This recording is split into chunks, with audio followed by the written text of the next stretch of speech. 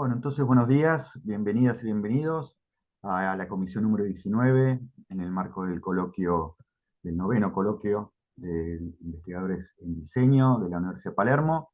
Hoy tenemos el agrado de presentar el cuaderno 227, Desafíos de la visualidad ante la iconósfera actual, de la queridísima colega amiga Alejandra Niedermayer, a quien le doy en este momento la palabra para que presente a su equipo de investigadoras e investigadores. Gracias, Ale. No, muchas gracias. Los dos que me presentaron son muy queridos, así que es una gran alegría. Bueno, vamos a charlar entonces un poquito sobre lo que es esta comisión que se llama Giros y Perspectivas Visuales, ¿sí? Y que nos ocupamos de la imagen.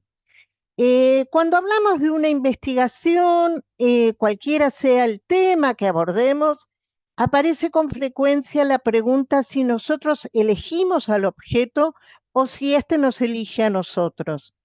Obviamente que todos los que escribimos en esta línea de investigación trabajamos sobre la imagen.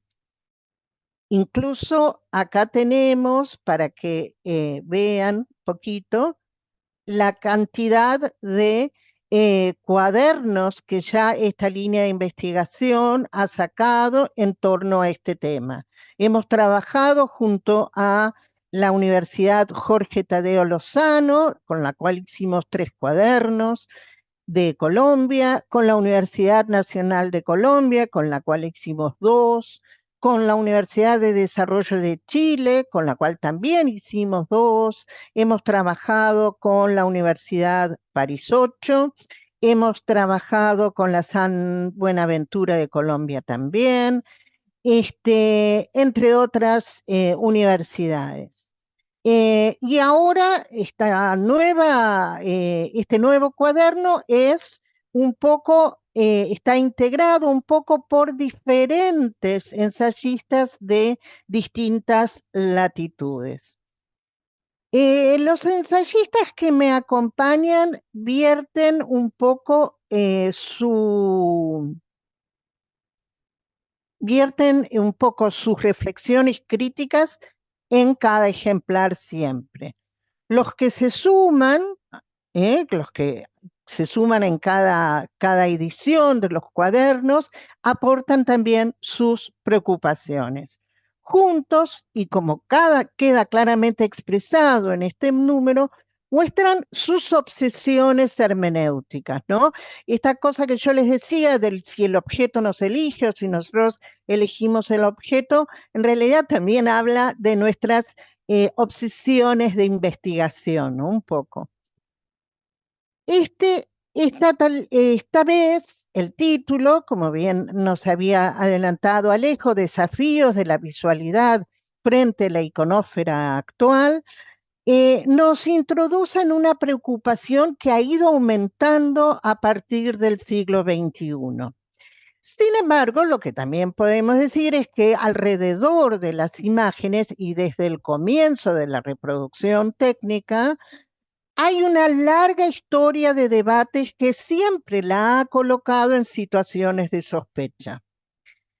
Actualmente nos encontramos inmersos en una atmósfera plagada de imágenes que suelen manifestarse como una nube y que como tal, además, suele desvanecerse con facilidad.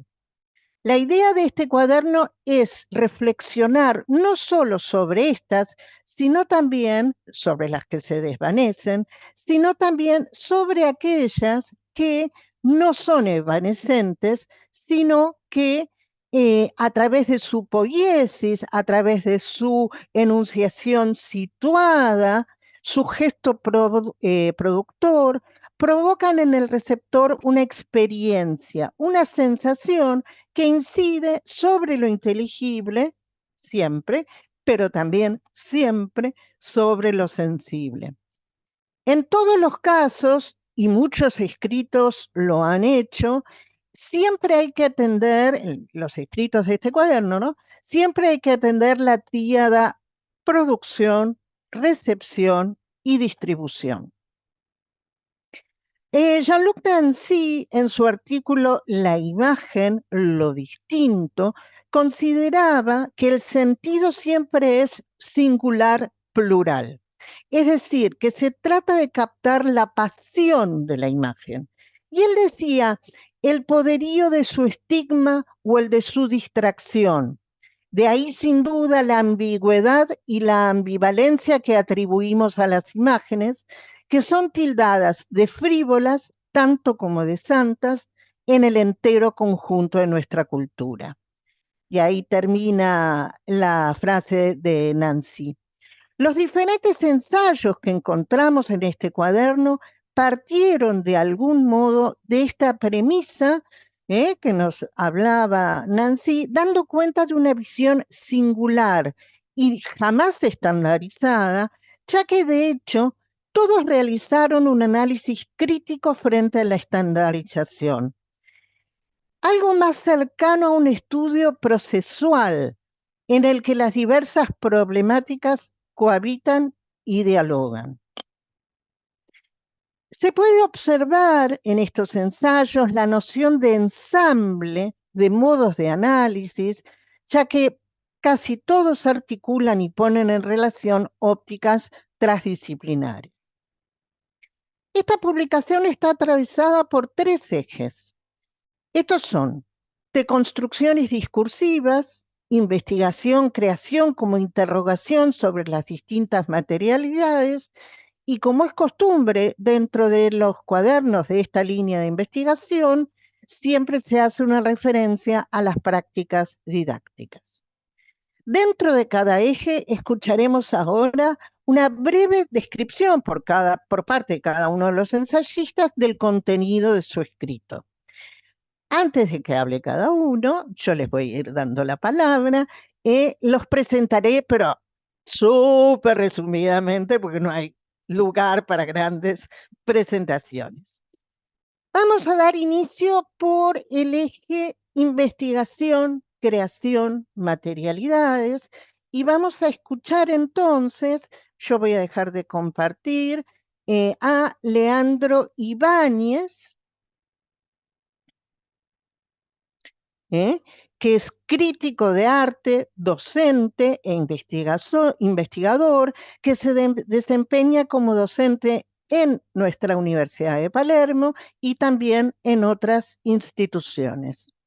Lean tus Hola, seis, tus 6 minutos. muchas gracias Alejandra. Bueno, primero que nada, unas buenas tardes para todos los colegas acá participantes.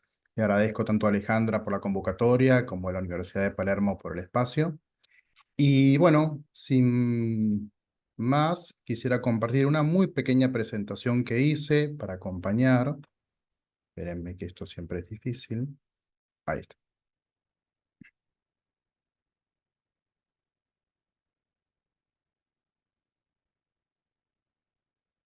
Ahí está. Bueno, como me presentó Alejandra, yo vengo de la rama de la crítica del arte. Particularmente me enfoco en el estudio y el análisis de lo que tiene que ver con la imagen y su relación con la investigación, con la pedagogía y también con algunos discursos que suelen estar circulando en relación a los museos y las colecciones. Particularmente para este escrito, fue un escrito que realicé para el área transdepartamental de crítica de arte de la Universidad Nacional de las Artes, cuyo título lleva El crítico como etnógrafo, de alguna manera haciendo alusión al texto de Foster, el artista, ¿no? Como etnógrafo. Y lo que me propongo es hacer algunos posibles aportes medio interdisciplinarios entre las herramientas que tiene el etnógrafo o el antropólogo para la crítica de arte. El artículo, que ya está publicado, primeramente hace una introducción sobre algunas definiciones de la etnografía y la antropología cultural. Ahí tomo 3 autores como referencias que están trabajando particularmente desde la actualidad y desde la mirada más planetaria, en términos ya no tanto de una cultura determinada, sino una cultura en el marco de una globalización. Y estos 3 autores son Carol Ember, Marc Augé y Rosanna Gruber. Ahí yo le pongo algunas definiciones de Augé, simplemente a modo ilustrativo. Después, en el mismo artículo, hago una articulación sobre definiciones de Traversa, de Ramos y de Steinberg, junto con Barthes, sobre cuál es el posicionamiento del crítico en la mirada discursiva del arte.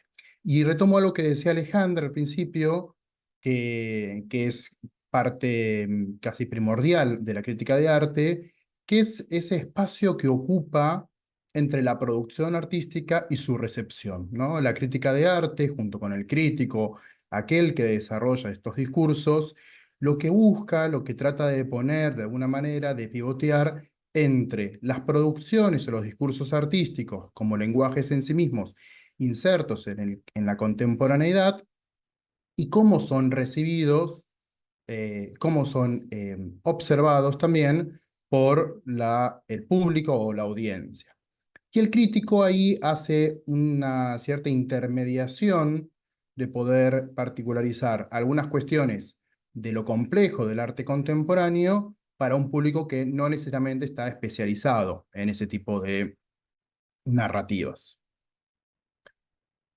Luego, trato de retomar algunas metodologías de la investigación en la reflexibilidad. Acá me apoyo mucho en el trabajo de Rosanna Gruber, y ella explicita 6 partes de esta metodología, ¿no? El trabajo de campo, la observación participante, la entrevista etnográfica, el registro, el investigador en el campo y la elaboración del texto. Acá quisiera hacer una pequeña aclaración. Los campos de observación, si bien pueden ser similares, tanto en el campo de la etnografía como en el campo de la crítica, los fines últimos de la investigación son distintos. Entonces, acá simplemente lo que trató de hacer es cómo pensar estas herramientas metodológicas para el campo de la crítica, siempre teniendo muy en claro que los objetos de investigación de ambas disciplinas son distintos, ¿no? Digo, para no caer en pecados interdisciplinares que no corresponden con cualquiera de esas dos disciplinas. Dicho esto, encuentro algunos puntos de contacto que nos sirven para poder pensar cómo a la crítica le sirve, por ejemplo, vuelvo un minutito hacia atrás, cómo a la crítica le sirve, por ejemplo, el trabajo de la observación en el momento de la exposición, la entrevista hacia los artistas o hacia el público, hacia esas audiencias, el modo en que investiga el crítico y hace ese registro a partir de un trabajo de campo específico. Hay algo que Uber pone en mucho valor, que es el del registro etnográfico de la escritura. Bueno, para nosotros, desde el área de la crítica, es indispensable ese registro, que hoy, si se quiere, se puede pensar en otras tecnologías, más allá de la escritura, pero hay algo de esa elaboración del texto, que es el medio casi último que necesita la crítica, y el crítico en particular, para poder ahondar sobre esas investigaciones. Nosotros acá estamos hablando de un crítico no comercial, sino un crítico de arte que profundiza desde la investigación, y a partir de esa elaboración de los textos y de esas narrativas es que encuentra puntos de similitud. Particularmente lo que busco llevar en el artículo es encontrar que la crítica de arte se puede retroalimentar no necesariamente solamente de la comunicación y del periodismo, o de la semiología, como habitualmente se la reconoce, sino de otros campos disciplinares donde la cultura visual y la antropología de la cultura puede hacer mayor énfasis para la riqueza conceptual de una crítica más contemporánea, que dé respuesta también a narrativas artísticas mucho más complejas a las que estábamos habituados. Solo eso. Muchas gracias, Alejandra.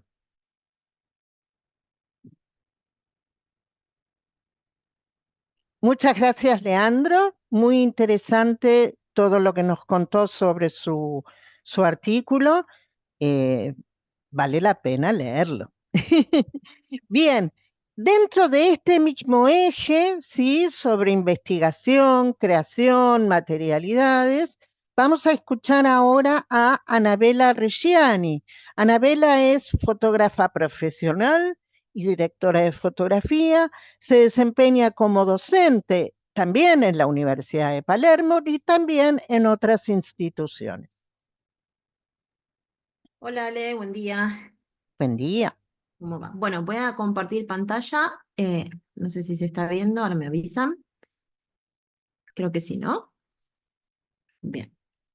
Estoy acostumbrada a dar con 2 monitores y hoy estoy usando uno, así que tal vez... Ahí está, buenísimo. Perdón, Bueno, interrumpo un segundito, Anabela, si pueden. Ah, eso, compartir pantalla completa. Gracias. ok.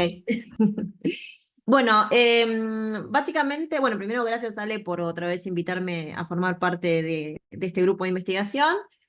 Hace un tiempo ya que yo me dedico a investigar sobre todo la cuestión vinculada al uso de las nuevas tecnologías como los celulares para la creación y para la generación de imagen.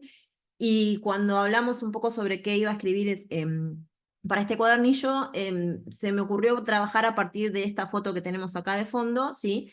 Y mi texto se llama El desafío de la generación de imágenes en la era del smartphone, pero básicamente está trazado por 3 ejes que tienen que ver justamente con cómo partimos de los viejos géneros fotográficos y llegamos a lo que hoy en día se conoce como los trending topics, ahora me voy a adentrar un poquito ahí, que es las nuevas formas que tenemos de categorizar la imagen, ¿sí?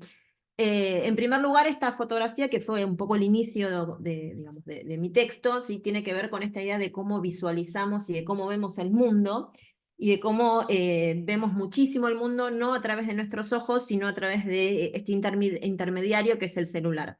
Esta es una imagen que formó parte de un artículo, ¿sí? Que salió en el diario The Guardian, que hablaba justamente de esto, ¿no? De cuáles eran las experiencias reales y cuáles eran las que ameritaban realmente un registro visual. Partiendo un poco entonces de esta cuestión, ¿sí?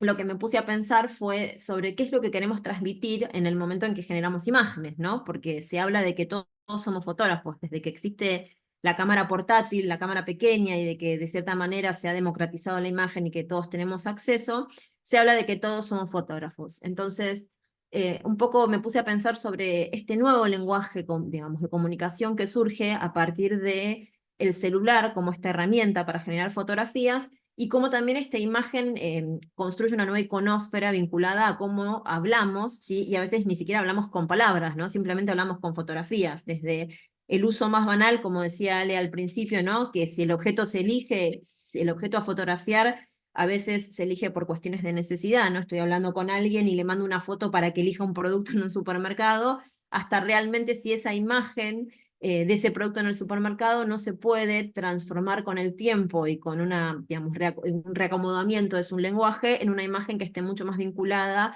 con la idea de lo artístico, ¿sí? Por lo cual, partiendo de este primer eje, ¿no? De qué sacamos, a qué le estamos sacando fotos cuando hacemos imágenes, lo primero que me pregunté fue a qué... digamos, a partir de qué punto nosotros trabajamos la idea de nuestro impulso fotográfico. Si sacamos impunemente imágenes y no paramos de sacar porque podemos, porque el celular nos deja, porque estas nuevas tecnologías nos dejan acumular y acumular y acumular información. Pero también me pregunto si esta acumulación y digamos, esta idea de sacar de manera, digamos, infinita, por decirlo de alguna manera, no nos lleva a detenernos un instante a pensar realmente sobre cuáles son las razones por las que hacemos fotografías, ¿sí? Por lo cual luego siempre la pregunta original, ¿no? De esta idea de la creación, ¿no? ¿A qué le estamos sacando fotos? ¿Cuál es el sentido de nuestras imágenes? ¿Cómo llegamos a esa construcción de sentido?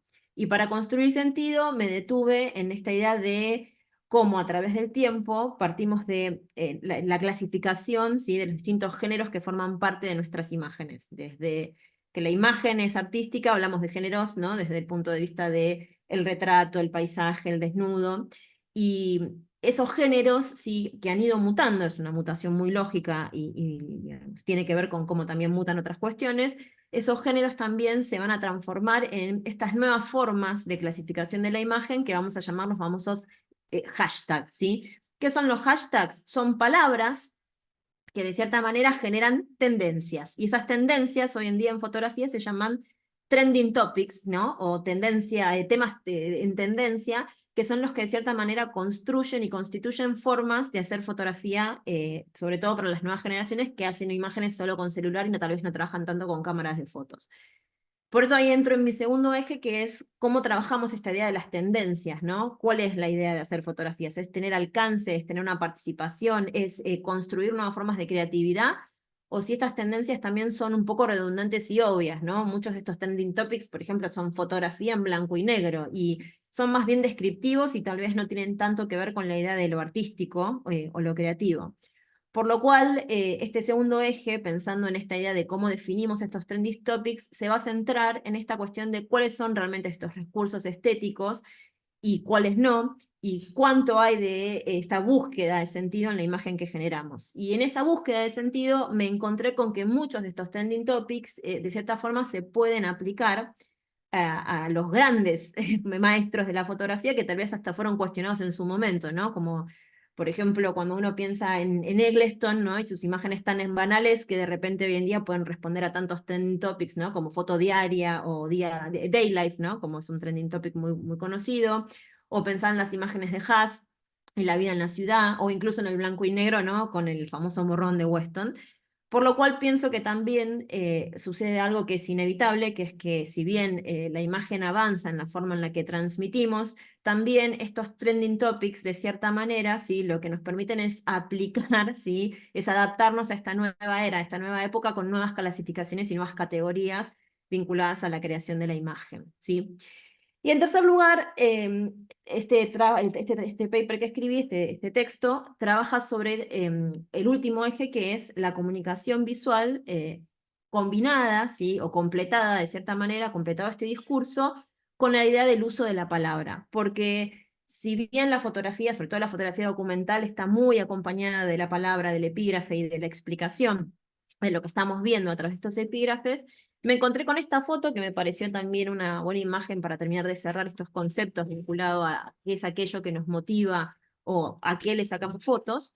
Y es una fotografía que a priori, la primera vez que yo la vi, me encontré con esta idea, ¿no? Que me pasaba con la primera foto que mostraba, ¿no? De vuelta, todo el mundo está tomando el celular y lo está utilizando para hacer fotos, y sin embargo es una imagen que nos lleva a reflexionar mucho sobre el uso de la imagen también y la tecnología, porque las personas que están en esta foto no están sacando fotos, ¿sí? Y eso me parece lo más interesante de esto, ¿no? Como para poder, de cierta manera, terminar de construir el sentido de la imagen. Es una fotografía que está acompañada de un epígrafe que no lo puse acá, lo pueden buscar ustedes después, pero básicamente explica que son un montón de personas que lo que están haciendo es están buscando señal de celular para poder comunicarse con otras personas. Y ahí me lleva a pensar de vuelta en esta idea de las variaciones de los discursos y de la importancia, ¿sí? Del uso del lenguaje verbal y escrito acompañando las imágenes. Porque la construcción de sentido, si bien puede estar dada por un hashtag o por una tendencia de moda, también la construcción de sentido visual está acompañada por la idea de la investigación, la construcción de aquello que vemos, la interpretación, ¿sí? De aquello que tenemos frente a nosotros, y de que de cierta manera la retórica de la imagen va a necesitar de este discurso escrito para que lo podamos interpretar. Entonces, tal vez la foto diaria sí necesita de ese hashtag, ¿no? Para poder llegar a su interpretación. Bien. Por último, sí, mirá, lo hice en tiempo redondito. Bien. ¿Sí? Cierro, digamos, esto que escribí con una pequeña reflexión que tiene que ver con algo que extraje de Bourdieu, ¿sí? De su texto de postproducción, perdón, que habla un poco sobre estas cuestiones, ¿no? Sobre cómo, de cierta manera, estos relatos se adaptan a los nuevos escenarios y a las nuevas formas de construir imagen. Y de cierta manera lo cierro con esta foto que no forma parte del paper, la dejé afuera, porque si no se iba a hacer muy extenso, pero que me gusta como para sentarnos a reflexionar sobre el uso de la imagen y a qué le sacamos fotos, que es una fotografía que habla justamente de todo esto, ¿no? Que nos atraviesa, de qué es lo que nos motiva realmente a hacer imágenes con esta herramienta tan nueva tecnológica que es el celular. Si es realmente la necesidad de conservar un recuerdo, si estamos buscando generar algo que tenga que ver más con lo artístico, o simplemente lo hacemos porque está de moda y en algún momento ya será obsoleto y pasaremos a nuevas formas de generar la imagen. Muchas gracias, Anabela, muy interesante. realmente son, bueno, la imagen de donde están buscando señal parecía sacada de Black Mirror directamente, ¿no? Este, y no hay una cosa así entre distópica y que cada vez se nos acerca con mucha aceleración. Muchísimas gracias, creo que es otro ensayo imperdible, así que nada, nuevamente convocamos a su lectura. Gracias, Ale. Vamos a entrar en el próximo eje, que es el eje de mayor volumen dentro del cuaderno y que se llama Deconstrucciones discursivas, que trabaja un poco sobre la narratividad de las imágenes. Sí, Mariana, creo que tenía ciertas dificultades o apuros, ¿quiere empezar a hablar o quiere esperar? Cuéntenme, Mariana.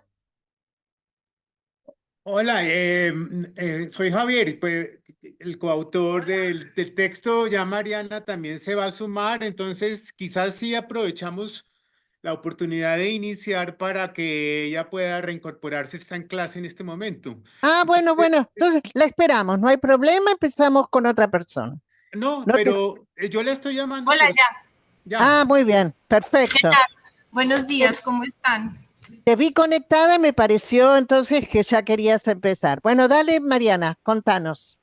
Bueno, muy cortito. Espera un segundito que los presento un poquito a los dos.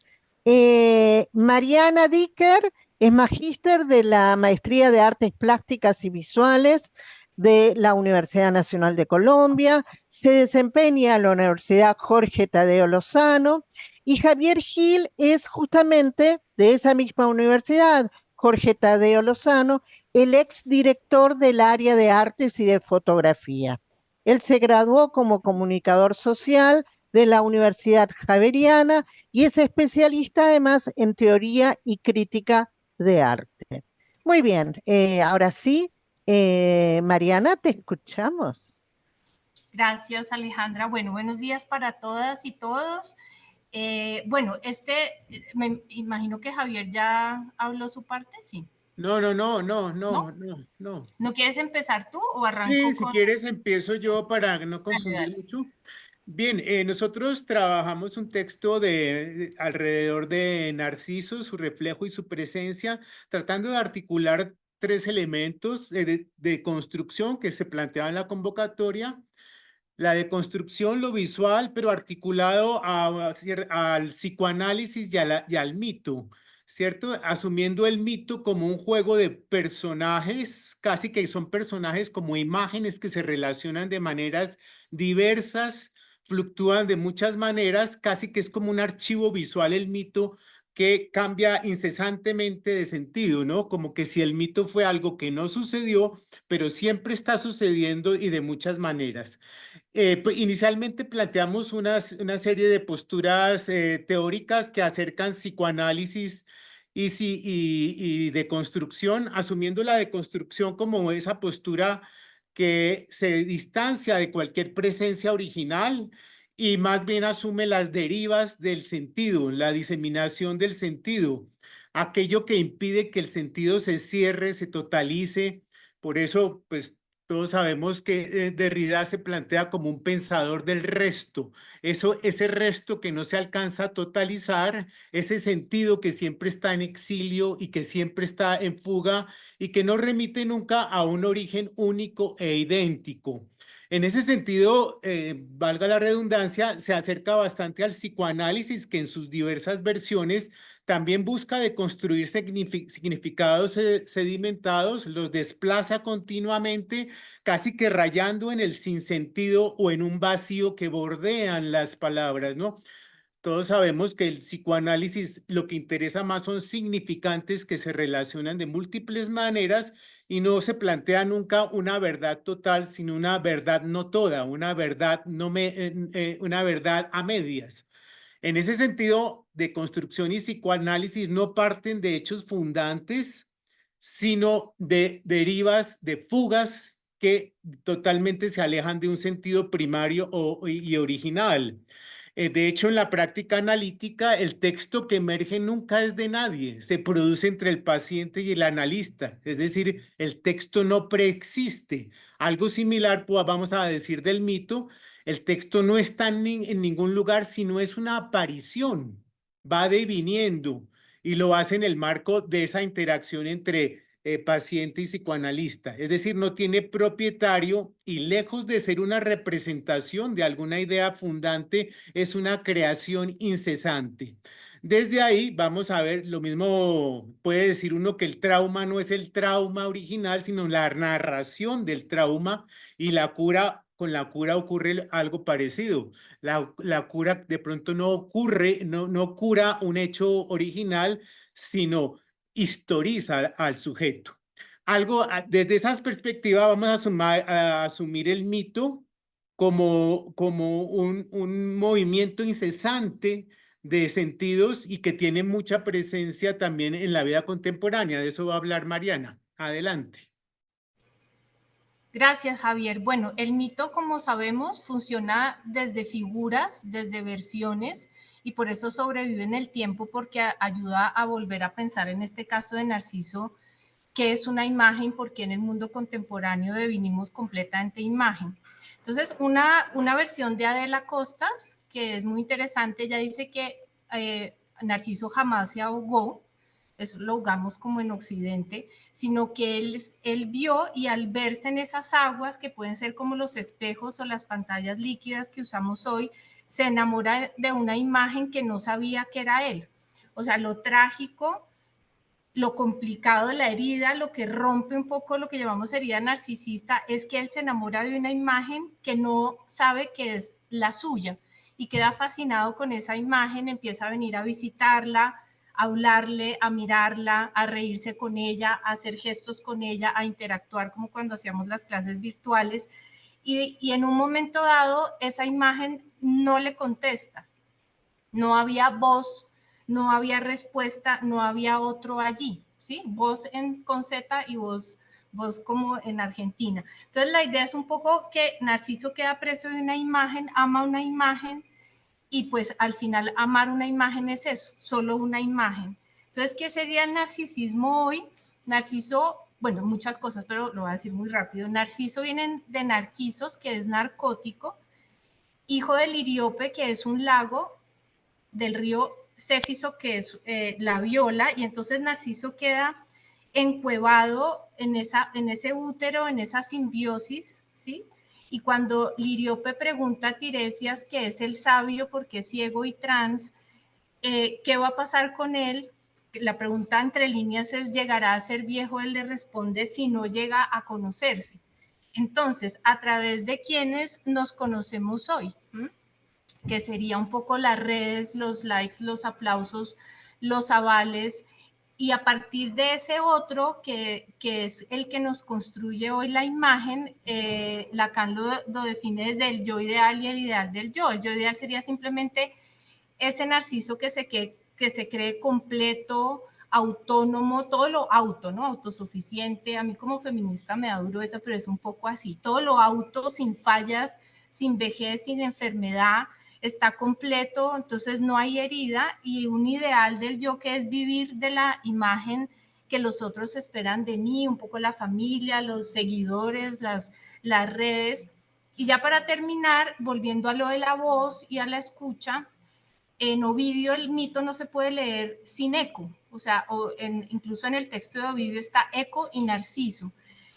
Narciso rechaza a Eco y ella siente tanta vergüenza que se adelgaza demasiado, quedan huesos y se transforma en unas rocas que vuelven otra vez a ser una cueva, y ella un poco, la idea es que queda condenada a repetir lo que el otro dice, ¿no? Entonces es poco cuando el paciente quiere oír solo lo que él afirma, o acá sería condenarse a repetir lo que el otro dice, es quedar un poco enajenado a la palabra de ese otro. Un poco el antídoto sería poder ser otro, ¿no? Incorporarlo o al otro, un poco salir de sí. Y en un libro que justo encontré la semana pasada, les quiero leer un pedacito de Didi Uberman, que le pregunta Mariano Horenstein, un psicoanalista peruano, a Didi Uberman le dice, ¿qué impresión tienes ante tu propia imagen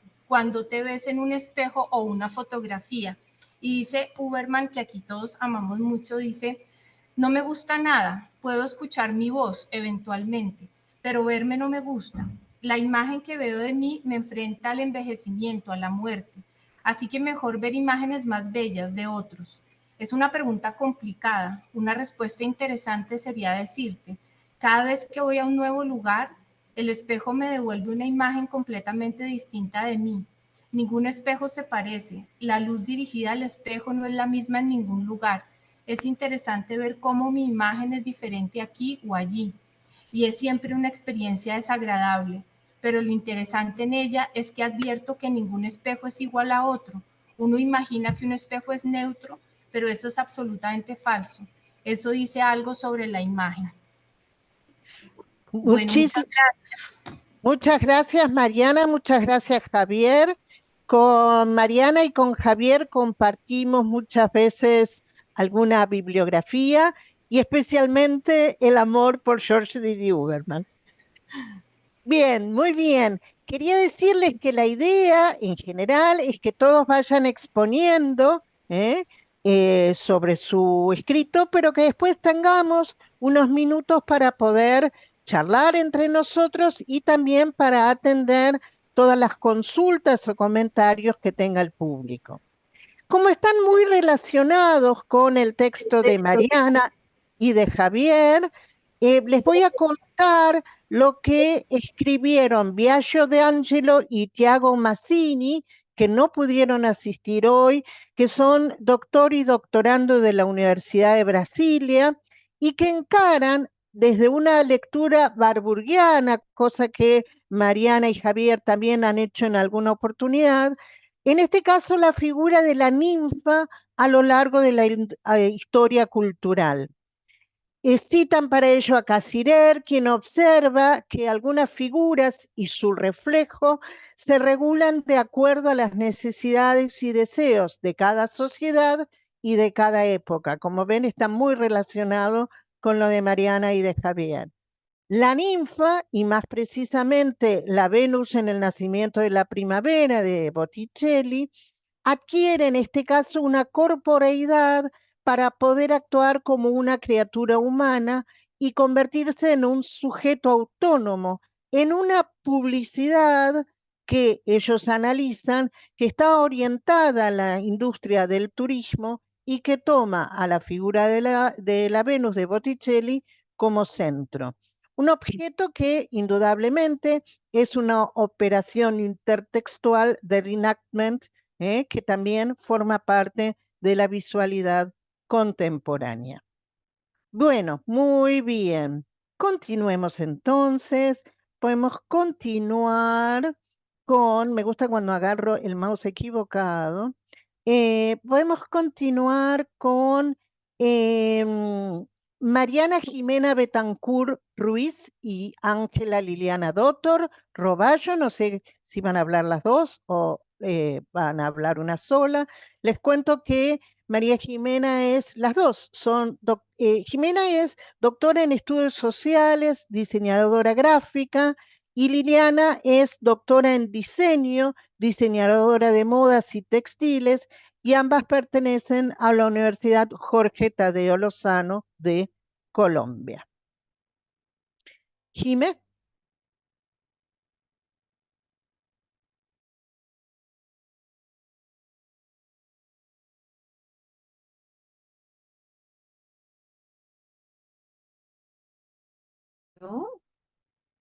¿Me estás escuchando?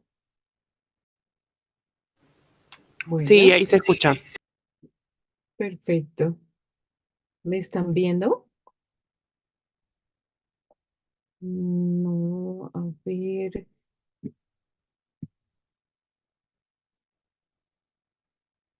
Aquí, sí.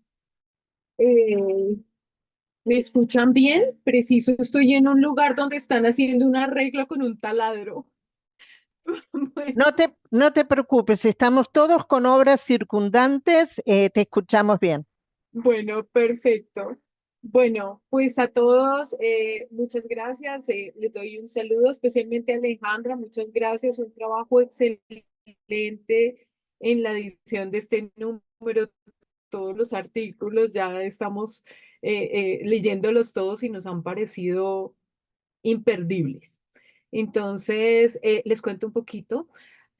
Ángela Doctor y yo iniciamos esta investigación ya hace varios años. Está en el marco de una mayor que se llama Imaginarios y Representaciones de Identidad en Colombia.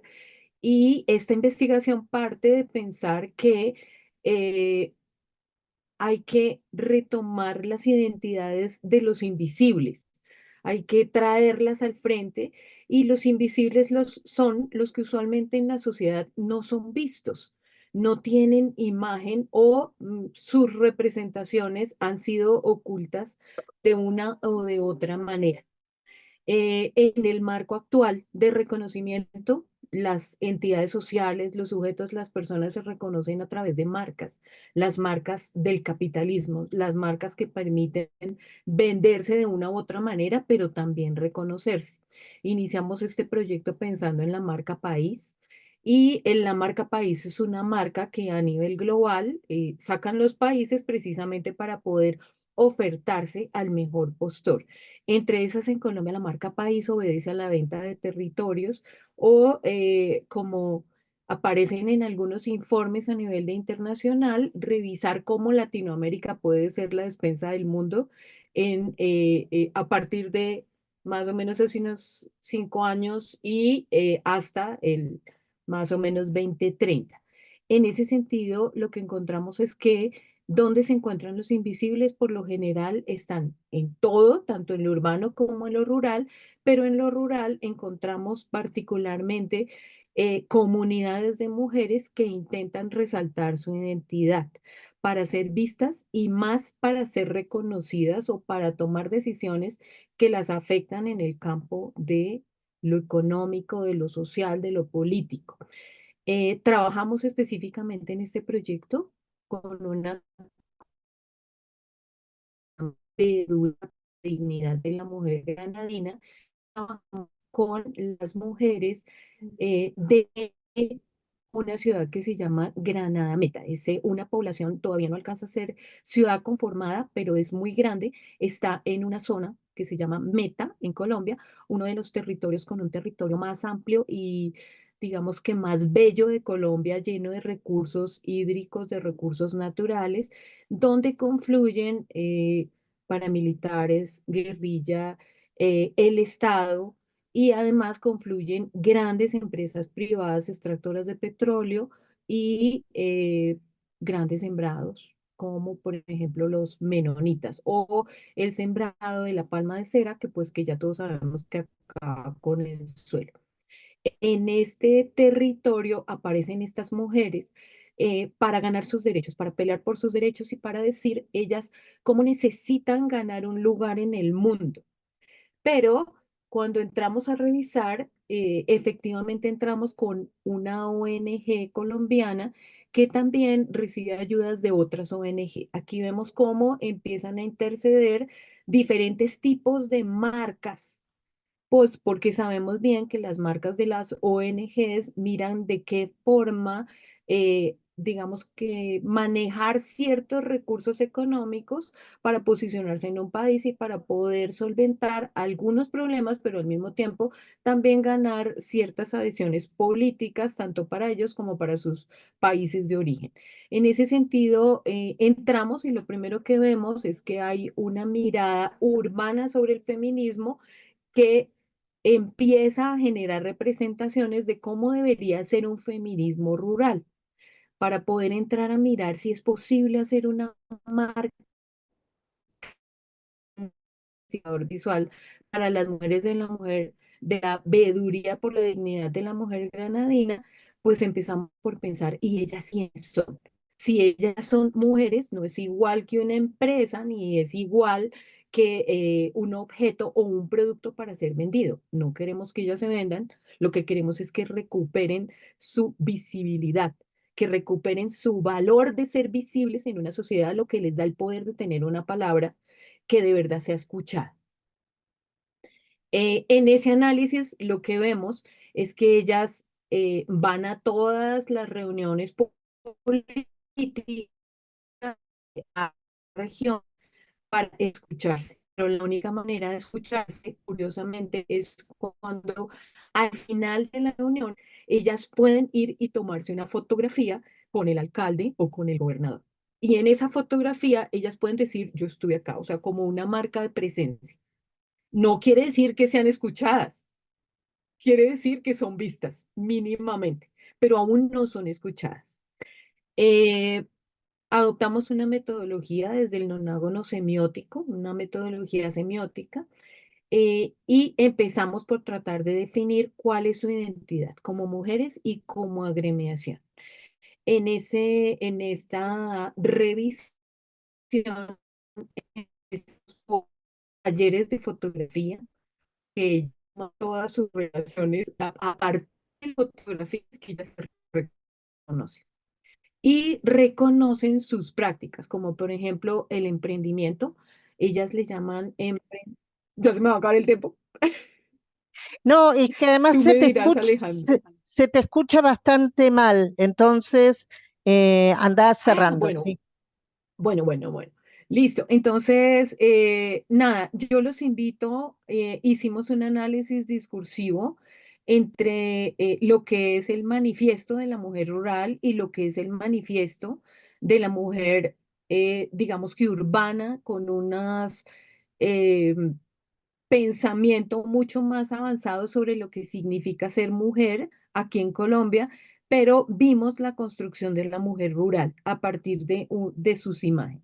Entonces los invito a leer el artículo. Muchas gracias, Alejandra, de nuevo. Muchas gracias a todos. Qué pena la conexión con todos.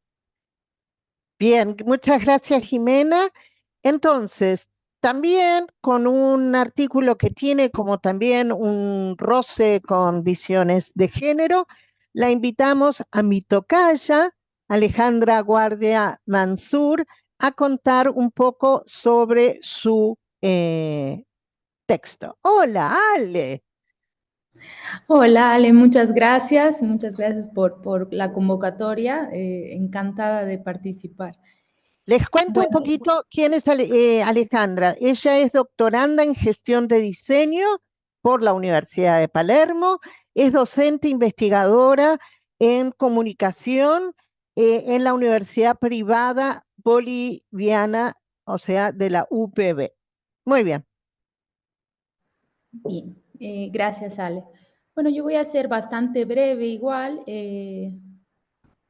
Voy a compartir pantalla, me confirman si se ve. Bueno, el escrito que yo propongo nace y se desestructura un poco de la tesis doctoral justamente que estoy realizando en la Universidad de Palermo, en la que se pretende o en donde buscamos una especie de deconstrucción de la imagen y de construcción de la ilustración, en este caso porque trabajo con ilustraciones, desde una perspectiva muy contrahegemónica y decolonial, ¿no?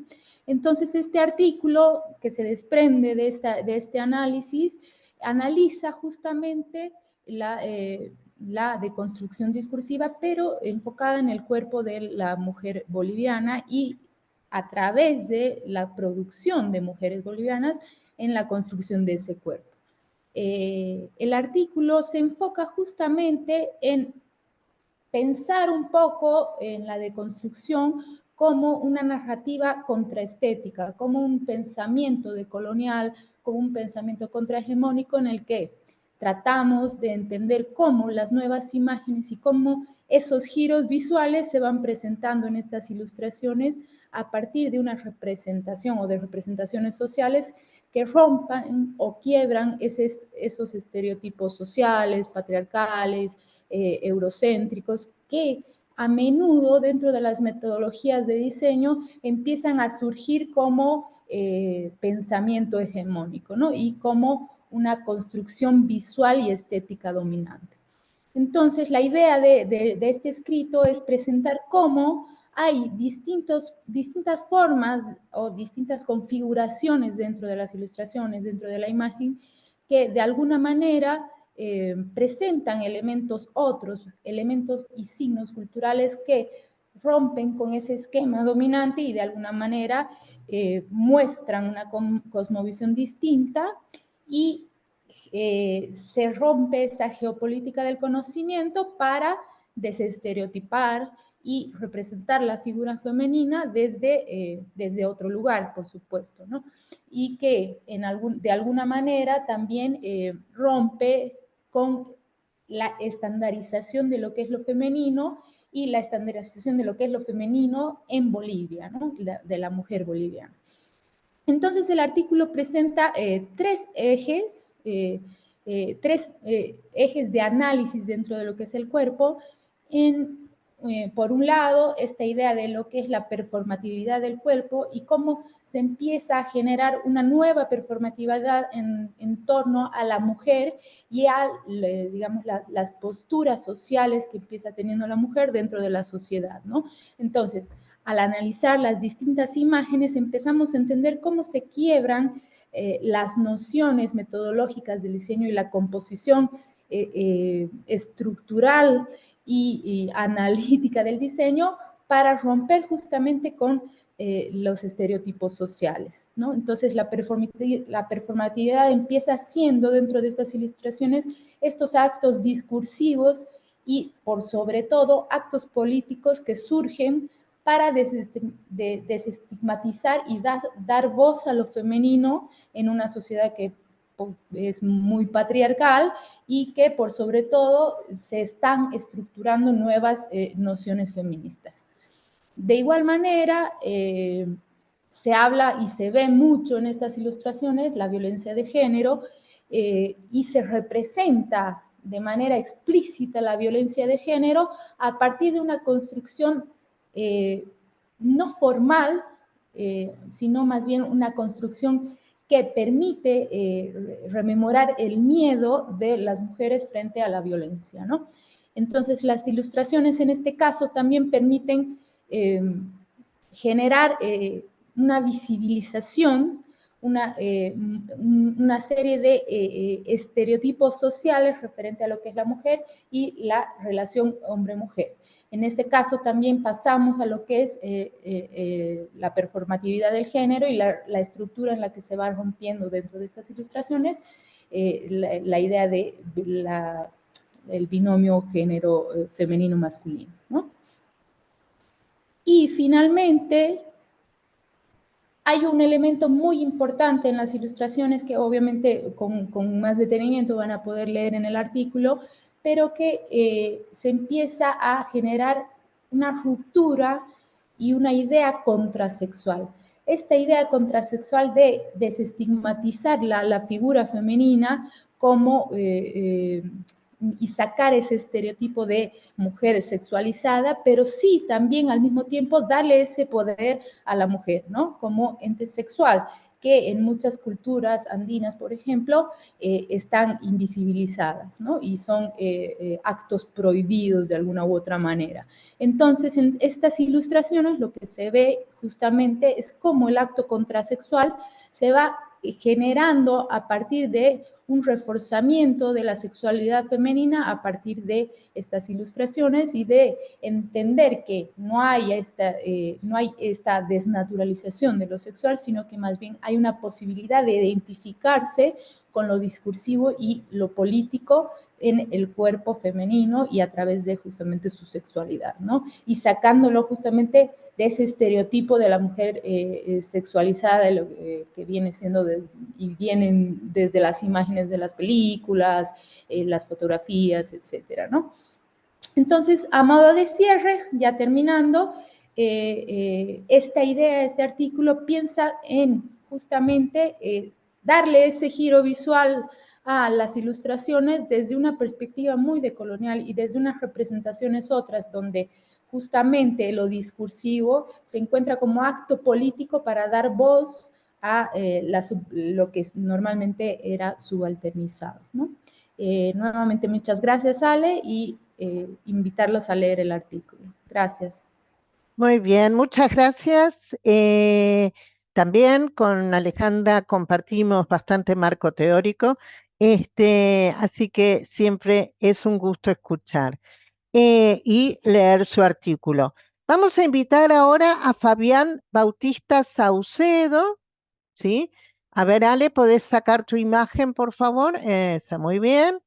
Y contarles que Fabián es diseñador de comunicación gráfica, maestro en ciencias y artes para el diseño y doctor en imagen pública. Es profesor de tiempo completo en México. Adelante, Fabián. Muchísimas gracias, Ale. Gracias por la invitación y un saludo a todos los colegas. El artículo que propongo es el arte urbano en la frontera Tijuana-San Diego y diserto sobre el discurso de la moralidad de los migrantes, un tema muy contemporáneo en esta región. Solo preguntarle si se cambió la diapositiva. Vamos al señor Trump por ahí, gracias. Entonces, el muro fronterizo considero que es un símbolo donde a veces es el límite también, no solo de países, sino de esperanzas. Estas imágenes que ven acá son cuando asume Donald Trump su presidencia y hace una separación de familias donde los niños se quedan separados de sus madres y padres en un acto verdaderamente barbárico. Y de esa manera él se planta simbólicamente y políticamente de cuál va a ser el tenor de su política migratoria anti-latina, anti-mexicana. Decirles, y para ubicarnos, que Tijuana es el punto más norte de México, pero también de Latinoamérica. En el escudo de nuestra ciudad se dice aquí comienza la patria, bien podríamos decir aquí comienza Latinoamérica. Y son 3.000 kilómetros de frontera que dividen a México de Estados Unidos. Es una frontera de dolor, de migración forzada. Decirles también que en este intercambio económico hay un flujo muy importante de fuerza laboral, de una interdependencia marcada para ambas ciudades, me refiero a Tijuana y San Diego en California. Considerar que también que California en sí es uno de los puntos económicos más poderosos a nivel mundial.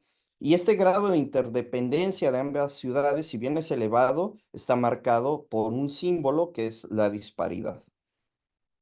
Ante esto, escribo sobre qué pasa con la moralidad de los migrantes, porque tradicionalmente, sobre todo en los medios de Estados Unidos, medios hegemónicos, se habla de ellos que invaden el territorio de nosotros, como una metáfora conceptual. Y después Donald Trump en su campaña y en sus actos de gobierno los estigmatiza como bad hombres, ¿no? Como violadores, rateros, así nos catalogaba, ¿no? A todas las personas que migran. Y del lado derecho está la contrapropuesta de un artista de Tijuana, Javier Salazar Rojas, con el seudónimo de The Potter Artist, quien pinta en el muro que nadie es ilegal en una tierra que ha sido robada, ¿no? Entonces, ahí está una contraposición y que nos habla de cuál es la moralidad de los migrantes desde el punto de vista donde se vea.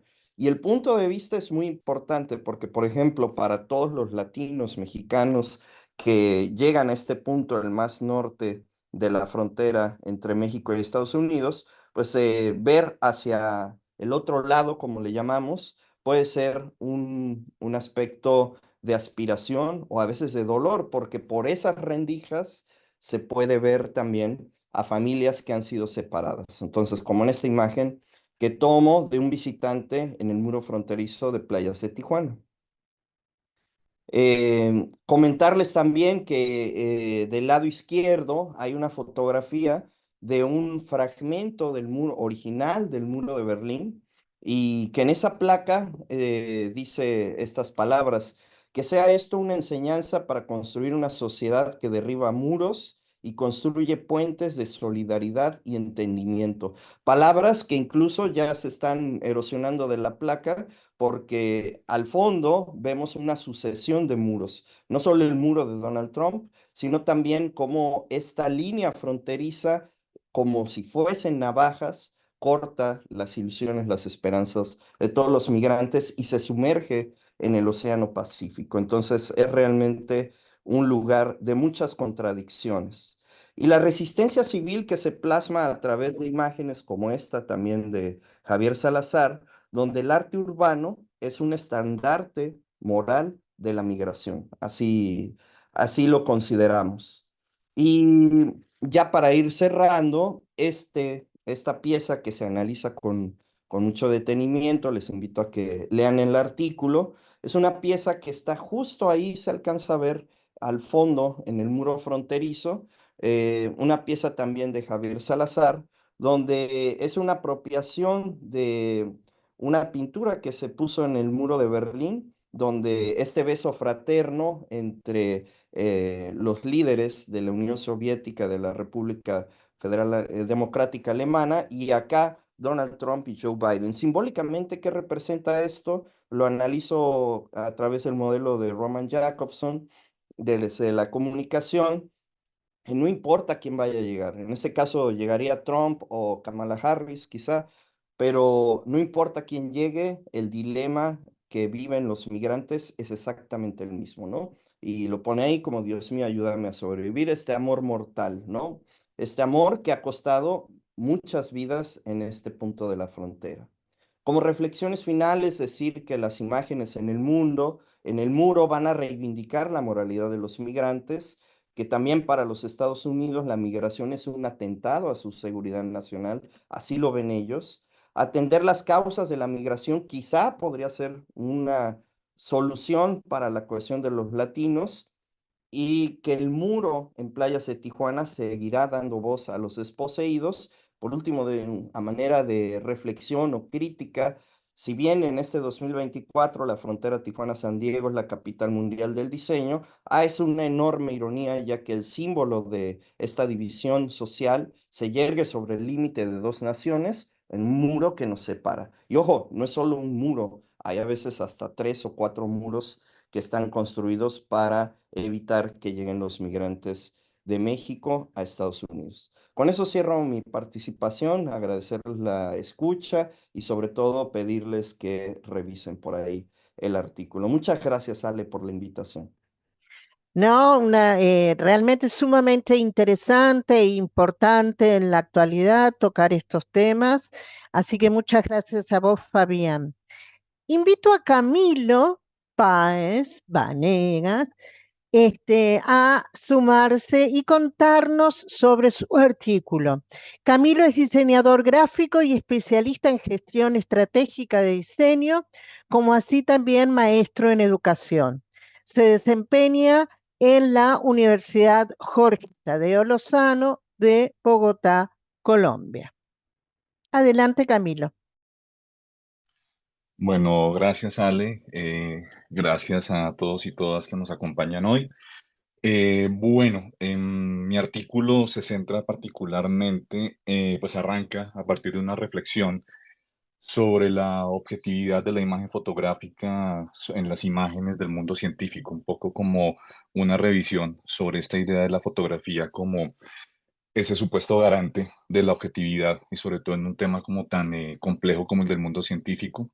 Parto inicialmente de este texto que es muy famoso, por lo menos en el ámbito fotográfico, el texto de Charles Baudelaire, que fue escrito para el Salón de Arte de 1859, y pues que voy a dejar como parte, como única presentación de esta presentación, como única diapositiva de esta presentación, y que pues versa sobre los peligros de la imagen fotográfica y pues sobre todo del aparato fotográfico, del sistema fotográfico, como esa relación directa con la modernidad, que era uno de los grandes temores que compartían varios de los críticos y teóricos de ese momento, estamos hablando de mediados del siglo XIX, en que ya había una gran influencia del dispositivo fotográfico, ya distintas técnicas, distintos procesos, y que eran como ese garante de la realidad. Sobre todo la preocupación de Baudelaire no se remitía únicamente al giro histórico que iba a producir la imagen fotográfica, que iba a transformar directamente, pues particularmente las artes visuales, pero que transformó distintas esferas de la vida cotidiana, que es innegable esa gran influencia que vivimos actualmente en este giro, sino sobre todo algo que siento que, y pues lo hemos visto en otras presentaciones de la sesión de hoy, ese temor frente a la popularización sin sentido del medio fotográfico. Yo lo que puedo intuir es que a Baudelaire lo que más le preocupaba era esta mirada un poco clasista, puede decirse en ese momento del siglo XIX, pero era esta necedad de las masas, que se refería pues el comportamiento frente a un fenómeno de un consumo a un fenómeno y de un consumo sin conciencia y sin crítica sobre las imágenes. Un temor en ese entonces se podría clarificar como clasista, que podríamos identificarlo como algo clasista, es que las masas hicieran estas imágenes, consumieran imágenes sin conciencia de lo que en ellos subyace, que es un poco lo que estamos viendo actualmente. El dispositivo fotográfico así también abrió un camino que por una parte pues automatizó y popularizó la imagen, pero por otra parte también ha dado espacio a una tecnología de consumo y de descarte inmediato que ha ido progresando durante el tiempo. Y mientras las imágenes fotográficas inicialmente eran imágenes que perduraban y tenían ese sentido de la duración, poco a poco, y lo que nos enfrentamos actualmente son imágenes de descarte, son imágenes que son de consumo inmediato. Particularmente me he centrado en el problema de la imagen científica, en los que el rol de la fotografía ha sido principalmente la asepsia, esa anhelada asepsia de la objetividad, esa automatización que da como esa garantía de poner una objetividad que no está mediada por el error humano, que está como distante del error humano y que permite pues poder representar los hechos científicos y a la vez ponerlos a la mano de los distintos usuarios, de los distintos consumidores. Los avances de los medios tecnológicos han hecho que la representación, que es necesaria para la epistemología de cada una de las áreas de la ciencia, la representación que puede ser numérica, visual, gráfica, lo que se necesita en cada ámbito, en cada episteme científica, ha hecho que se abra paso a la interpretación a la interpretación de un lenguaje fotográfico que cada vez se convierte en un producto de mayor consumo masivo. Mi gran preocupación que me llevó a escribir y a reflexionar sobre este tema y en la que actualmente tomo como eje de muchas de mis reflexiones sobre la imagen y el consumo de la imagen, radica en esto, en un consumo desmesurado y en un abuso, digamos así, de las imágenes, y yo lo clasifico como un consumo versus el uso de las tecnologías. Cada vez somos más consumidores, cada vez somos más consumidores de imágenes, de tecnología, pero desconocemos el cómo y por lo tanto desconocemos también el porqué de los dispositivos tecnológicos y cómo funcionan y cómo es realmente su uso. Yo por eso hago como esa disyuntiva principalmente entre usuarios y consumidores. Em, el ser usuarios, por una parte, nos obliga a construir y a entender una epistemología de ciertas áreas, y sobre todo de las áreas tecnológicas. Y obviamente nos obliga a tener un marco crítico alrededor de la tecnología y poder discernir sobre lo que sucede con cada uno de los ámbitos tecnológicos. Obviamente no podemos negar que hay unas estructuras de poder que están mediadas dentro de todo este ejercicio de construir una epistemología, citando un poco la idea de Foucault alrededor de la episteme derivada de los constructos de poder, pero sin embargo nos da como esta categoría de ser usuarios, nos permite tener como ese marco crítico frente a estos distintos fenómenos, pero por otro lado, pues obviamente la idea del consumidor es aquel que únicamente recibe, únicamente consume lo que produce la gran industria tecnológica y sobre todo pues consume la información sin ningún criterio, que es lo que nos enfrenta al problema específico, en mi caso, en lo que versa el artículo de las imágenes científicas, cómo esas imágenes científicas, cómo eso que en un principio se utiliza para poder acercar al gran público a un fenómeno determinado, se termina convirtiendo en un problema moral, en un problema y en un problema de señalamientos también. Y en eso ha participado directamente la fotografía a nivel histórico.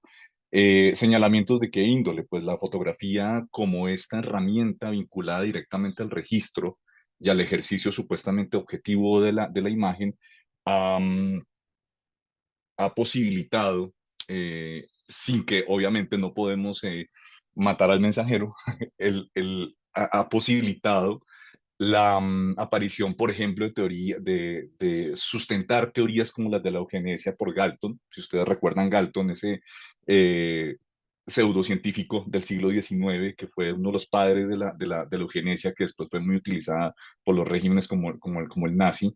Galton utilizó la fotografía para elaborar todo un esquema pseudocientífico basado en ideas de la objetividad sobre las medidas, sobre los tamaños, sobre una cantidad de cosas que daban como conclusión que había unas razas que eran superiores, que eran moralmente mejores que otras. Entonces, ¿qué sucede con esto? Que es el uso de la tecnología sin ningún criterio y sin un amplio campo de pensamiento crítico que nos permite identificar realmente cuáles los fines, cuáles son los usos y poder elaborar verdaderos marcos críticos frente a las cosas. Y, por ejemplo, en esta situación que pongo de caso específico, como el de Galton con la eugenesia, la fotografía participa como un estándar hegemónico que, cuando hay un hegemónico, pues nos deriva a que hay unos otros, y esas otredades son las que quedan totalmente por fuera dentro de ese marco normativo que está dictado, por ejemplo, desde áreas de este estilo como una pseudociencia o una mala interpretación del mundo científico.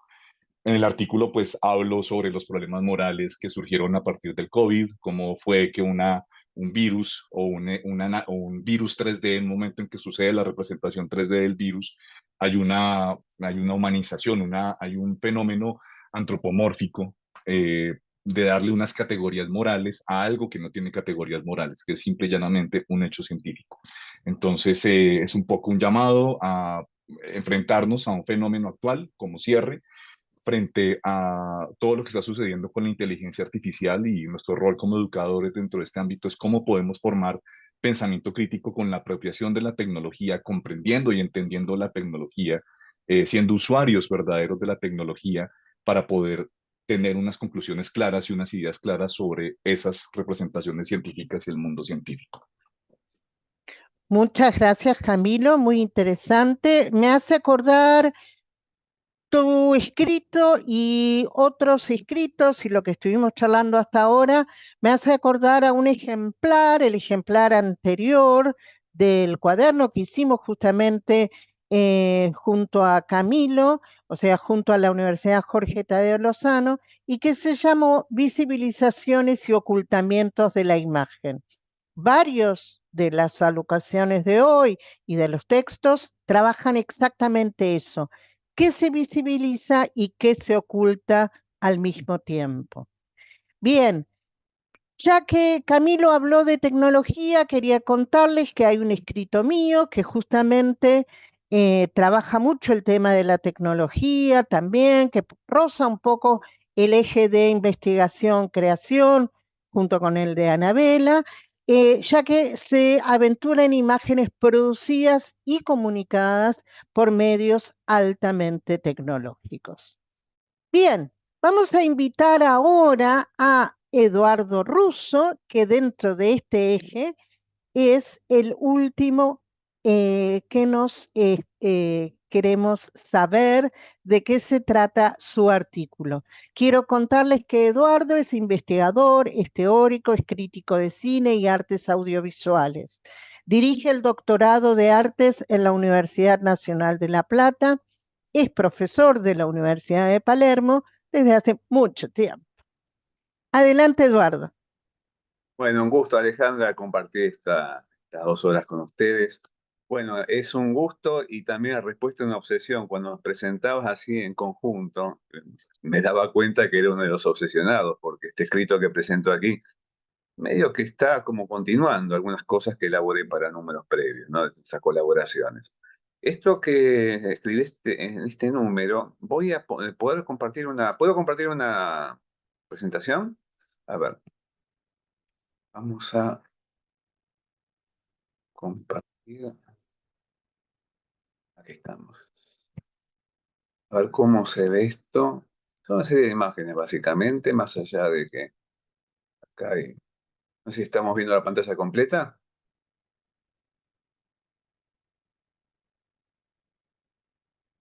¿Se está viendo la pantalla completa?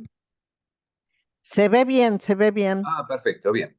Bueno, el título un poco largo, el título de este artículo tiene que ver con 4 espacios que interrogan la producción de esta directora de cine, artista contemporánea que fue Chantal Akerman, y que en principio ha sido como reivindicada hace un par de años como la autora de la película más importante de la historia del cine, que realmente fue una sorpresa. En una encuesta que hace cada 10 años la publicación británica Sight and Sound, siempre pide a un par de centenares de investigadores, críticos, artistas de todo el mundo que decidan cuál es la película que más les parece importante en la trayectoria de lo que llevamos de contacto con el cine, y hace 2 años salió esta película, se llama Jean Dielman, tiene un título también más largo, Jean Dielman, 23 Calle de Comercio, 1080 Bruselas, que es una película hecha en el año 75 por Chantal Akerman, que era una directora de 25 años en ese momento, una película realmente poco vista hasta el día de hoy, y de una importancia rotunda, es una pieza clave del feminismo en la historia del cine, al mismo tiempo una película que hoy día también desafía lo que uno espera de un film, por su duración, por su estructura, por los acontecimientos.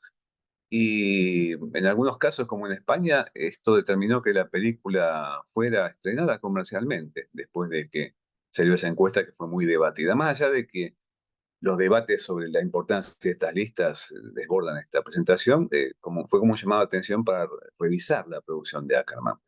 Y el año pasado, en la producción de Akerman, destacan unos diálogos que ella hizo en los últimos 20 años de su trayectoria entre el cine y las instalaciones audiovisuales. Entre el año 95 y el año 2015, cuando ella muere, la producción cinematográfica de Akerman, que tiene una pata puesta en el cine predominante, en el cine de exhibición, de distribución y exhibición comercial, y otra pata puesta en películas más experimentales, pero también compartió territorio con estas piezas, que parecen ahora como la muestra. Ahí hay una cita de Akerman al comienzo de mi artículo que revelan qué lugar tenía en su producción las piezas instalativas. Es como un cine extendido a una práctica artesanal. Ella dice, un cine sin problemas, ¿no? Sin problemas de producción, sin problemas de grandes cantidades de dinero, sino un cine hecho a mano, en forma artesanal. Pero también estirando la concepción de lo cinematográfico, una interrogación, por un lado, del espacio cinematográfico y por otra parte, de qué se espera de los espectadores de una pieza cinematográfica. O sea que de alguna manera es algo que tiene que ver con una especie de, usando de vuelta el concepto que se ha trabajado en algunas exposiciones aquí, una deconstrucción de lo cinematográfico para pensarlo casi exponiéndolo en sus elementos estructurales. Y el año pasado, en noviembre, hubo una exhibición muy importante que duró hasta abril de este año en el Centro La Virreina de Barcelona, que fue una especie de antología de sus instalaciones montadas luego de la desaparición de Akerman. Una de sus principales continuadoras en cuanto a su legado es la que era su montajista, que es Claire Atherton. Y Atherton fue la curadora de esta muestra. Se llamó Encarar la imagen. Estamos viendo ahí el afiche, perdón, el texto curatorial en la versión en catalán, ¿no? Pero la cama. La cama que estamos viendo aquí es la cama de Akerman en unas películas iniciales de su trayectoria, que es un cortometraje llamado justamente La Cámara, la recámara, la habitación, no la cámara de cine, sino la recámara. Es un plano que recorre la habitación de la joven Chantal en aquel momento, haciendo un recorrido circular, y va encontrando sutiles cambios en la duración que tiene, esto en formato de cortometraje, pero aquí está reconvertido en forma de instalación en el comienzo de la instalación. Era el lugar preferido de Akerman, la cama. Ella tiene muchas fotos en su cama, un poco como Fonetti en el campo de la literatura, porque, bueno, la compañía toda su vida esta idea de decir metido en la cama. De hecho, estaba afectada por un trastorno bipolar que le hacía tener algunos periodos de necesario reposo y tratamiento, y luego, bueno, encaraba una vida extremadamente nómade, ¿no? Y el otro polo de la cama es la ciudad. Esta es una instalación hecha a partir de una experiencia que tuvo un correlato en el cine, que fue eh, un cortometraje filmado en Shanghái, se llama Cae la noche en Shanghái. Ella fue a Shanghái a filmar una ciudad lo más lejano que podía de su lugar en ese momento de residencia, que era que era París, ella belga, pero vivía mayormente en Francia y con algunas estadas también en Estados Unidos. Y filmando Shanghái se encuentra con una ciudad de la que no conocía nada y empieza a ver hasta el poder de las pantallas en que se habían convertido esos edificios en el año 2007, cuando esto está filmado. Y esta es la versión de instalación que tiene dos pequeñas pantallas abajo que tienen pececitos y juegan un poco con el reflejo del agua de la bahía de Shanghái y que tienen que ver en principio con cómo los espectadores se enfrentan con esto y que de pronto nos traslada a otro tipo de espacios, que son espacios íntimos. En el centro de la exhibición está el centro de los espacios íntimos de Chantal Akerman, que tienen que ver una relación con su madre. Hay acá dos juegos de doble pantalla. Estamos viendo un diálogo con su madre, filmado como si fuera una entrevista, y en una pantalla con velo puesta en el centro de la habitación se ven por momentos fragmentos del diario de su abuela, que murió en Auschwitz, y la madre había sido sobreviviente de Auschwitz. Este tema de la identidad judía de Chantal Akerman ligado al linaje de tres mujeres, la muerta abuela, muerta en Auschwitz, la madre Natalia, sobreviviente de Auschwitz, y ella, que apenas sobrevive la muerte de su madre, se convierte en algo que de pronto genera en ese lugar, así como central de la exhibición, un núcleo de las relaciones íntimas, no solamente de ella con su progenitora, sino también con lo que implica la relación y la conexión entre lo público y lo privado, entre lo íntimo y lo que tiene que ver también con lo político. Si ven ahí en el fondo, hay una imagen que es parte de un tríptico, que es esto, que es la versión de instalación de lo que fue su primer largometraje, se llamó Yo, Tú, Él, Ella, que es una historia de largometraje, que en el formato de largometraje tiene 3 segmentos. La historia de una chica sola, interpretada por la misma Akerman en su casa en el primer segmento de la película. Luego una especie de road movie, que es cuando ella conoce a un hombre y tiene una relación con ese hombre, y luego una relación en el tercer momento con una mujer. Esos 3 segmentos del largometraje en la versión de instalación se ven simultáneamente. Y acá trato de pensar a partir de esta puesta en obra, de una relación de montaje compleja con un tríptico, cómo acá se pone en juego algo que podríamos llamar, en una época donde no sobran las teorías del montaje, pero sí no sobran, sino que abundan las prácticas del montaje de una manera muy desafiante, lo que es el trato actual con las multipantallas contemporáneas, un esquema triádico de montaje que puso en juego con Atherton y que podríamos pensar casi como la punta de una forma de montaje de A3 y no montaje de A2 en el cine de Akerman. Para ir redondeando, en la última parte, acá es algo que está retomando Atherton después de la muerte de Akerman, aparece algo conectado con el concepto de la frontera, el desplazamiento, el nomadismo, y que es una versión de instalación resumida, porque es parte de una instalación previa que era mucho más abarcativa, de una de sus principales piezas, llamó Del Otro Lado, que es sobre la frontera entre Estados Unidos y México. Eso en el desierto de Arizona. Hay una pantalla que toma otra pantalla mientras escuchamos el diálogo en 2 lenguas, en inglés y en francés, sobre una mujer sola que de una forma u otra está permanentemente viviendo una vida de fronteras y que tiene que ver justamente de una manera biográfica con Akerman. Hay un documental que cito y que me ha servido mucho para realizar este trabajo sobre Akerman que se llama No pertenezco a ninguna parte, que es una frase dicha por ella a la directora del documental, que es Marianne Lambert. Y esta idea de pertenencia o no pertenencia, identidad en crisis, y que tiene que ver también con su misma concepción como cineasta, es algo que me permite, a partir del análisis, no solamente de estas piezas, sino del cine de Akerman, de interrogar el lugar conflictivo, pero al mismo tiempo sobreviviente, en el que hoy justamente persevera eso que seguimos llamando cine. Así que bueno, los invito no solamente a que lean el artículo, sino que puedan acceder, porque está bastante más disponible que hace una decena de años, aunque sea un pequeño núcleo de las piezas de Akerman que están, por ejemplo, en algunos casos hasta disponibles en lugares tan populares como YouTube. Así que bueno, solamente eso. Muchas gracias.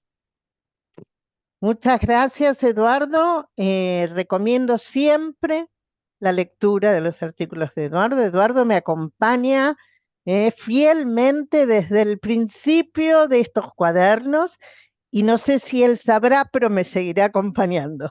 Y con mucho placer, siempre contacto. Muchas gracias. Bueno, ahora vamos a trabajar el siguiente eje, y que es el eje de las prácticas didácticas, que como yo les decía, siempre está presente en los cuadernos de esta línea de investigación. Bajo este apartado, entonces, encontramos los escritos de Ana Cabanach, que es realizadora fotográfica, profesora de artes visuales y especialista en capacitación de lenguajes visuales.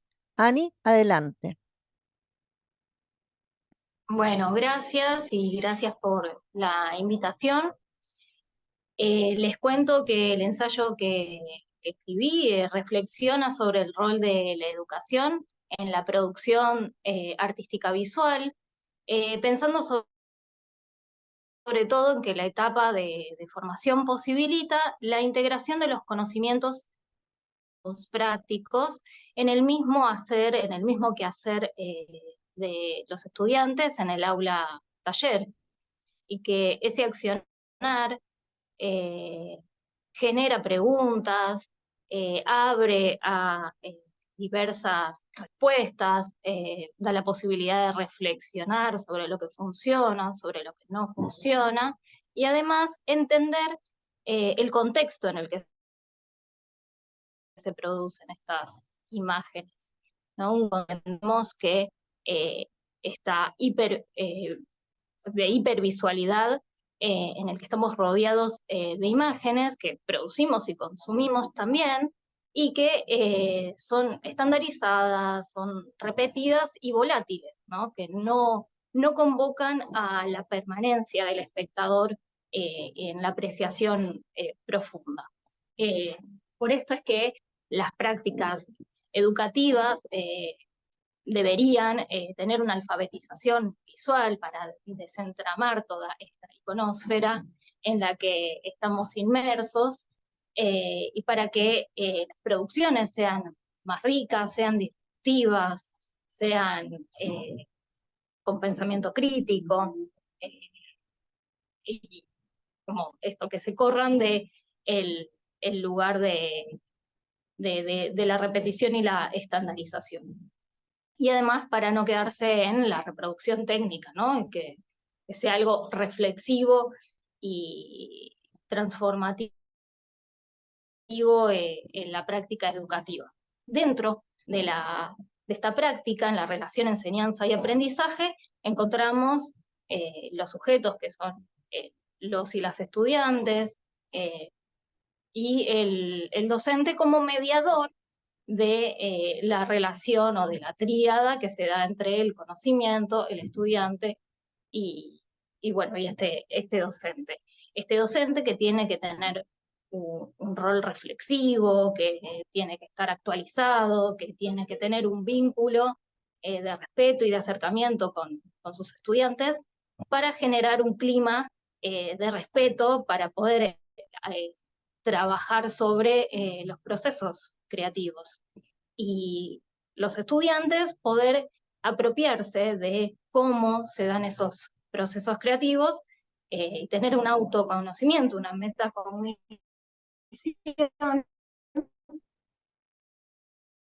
para poder, además de su quehacer artístico. Particularmente la pedagogía del descubrimiento da unas recomendaciones como para optimizar este autoconocimiento y apropiarse de los procesos creativos, pensándolo desde que el aprendizaje es dinámico, ¿no? Que tiene etapas, que varía según las particularidades de cada estudiante.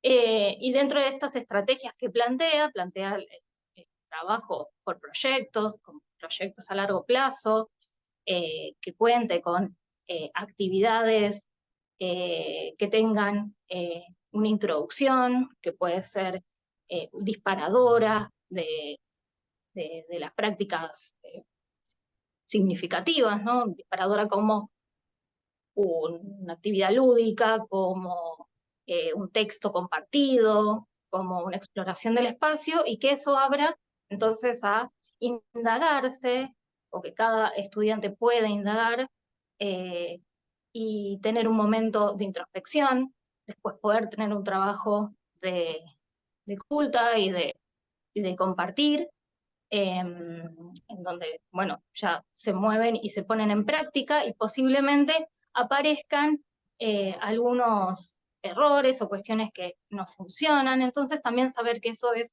parte del aprendizaje y que el docente en este rol facilitador pueda acompañar en esa evaluación y en una evaluación que va a estar integrada a todo este proceso, no como algo aparte. Bien. La cuestión o la idea de todo este proceso y del desafío actual es que el docente sea un guía para que los estudiantes puedan descubrir este germen para la producción significativa. Muchísimas gracias, Ana. Muy interesante y muy importante todas esas reflexiones. Bien, vamos a dar paso al último ensayista que está dentro también de esta línea de prácticas didácticas y filosóficas sobre la imagen y la enseñanza. Quiero decirles a todos los que nos están escuchando que después vamos a dar unos minutitos para responder preguntas. Les solicitamos que las preguntas sean hechas por el chat, ¿sí? Bien, voy a presentar entonces ahora a Juan Manuel Pérez, que es profesor y licenciado en letras, especialista también en capacitación en lenguajes visuales, se desempeña como docente en la Universidad de Palermo y también en otras instituciones. Juan, adelante. Hola Ale, ¿qué tal? Buenas tardes. Bueno, muchas gracias nuevamente por la convocatoria para el pertenecer al índice de los cuadernos. Bueno, recupero algunas cuestiones de repente sobre las obsesiones hermenéuticas que habías comentado al comienzo y sumo mi obsesión sobre la visualidad contemporánea, sobre las didácticas reflexivas, sobre la pedagogía crítica, sobre la historia de las ideas. Mi trabajo, mi artículo se llama piedra sobre la idea de la modernidad, y lo pensé bajo la sombra de tres filósofos, de tres ensayistas que se dedicaron tanto al lenguaje de las ideas como al lenguaje de la política, como que también pasaron por el lenguaje de la imagen, al menos metafóricamente. Dussel, Batimo y Negri.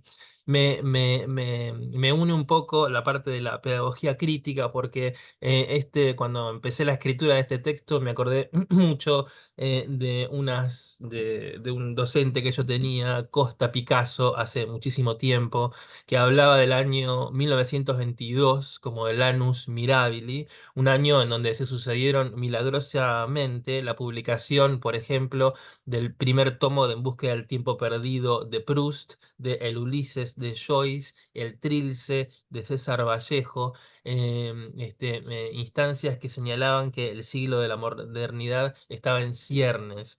En contraposición a eso, al Annus Mirabili, habría un Annus Horribili el año pasado, 2023, en donde murieron sin solución de continuidad Enrique Dussel, Gianni Battimo y Toni Negri, estos tres filósofos a los que les dedico esta estampita, y que entendían que el pensamiento era una herramienta para pensar, un arma para llevar adelante la insurrección discursiva, para sostener una ética de la discusión, para habilitar condiciones, como dice Badiou, que sean propicias para el develamiento, o vía Rancière para extender el sensorium, el régimen estético, etc.